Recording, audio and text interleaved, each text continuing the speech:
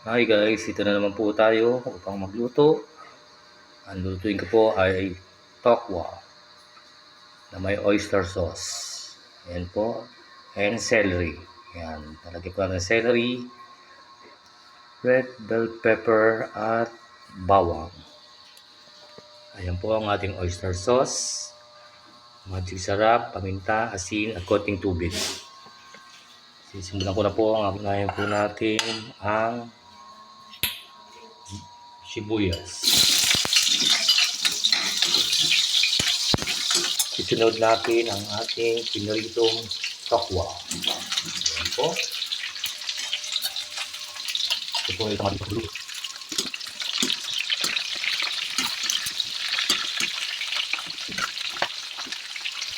Ilagyan na ko ng tubig.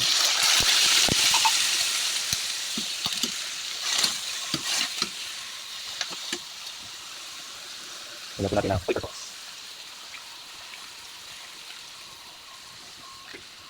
Panik kulay.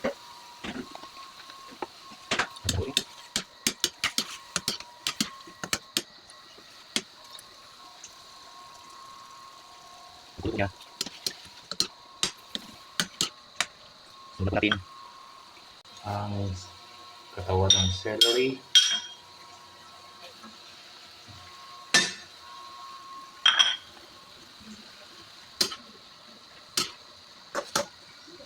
Sunod po natin ang magic sarap. Sunod po natin ang paminta.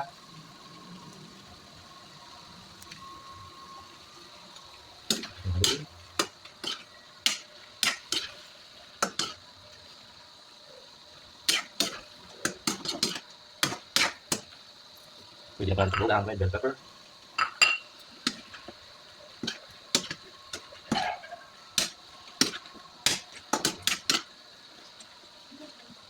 At panghuli, handa ko ng celery.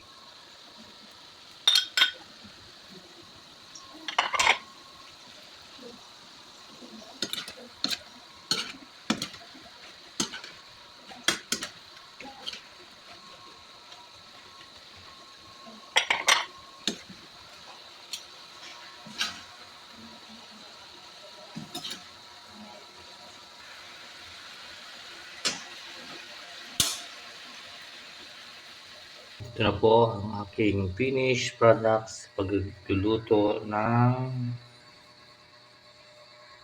tokwa.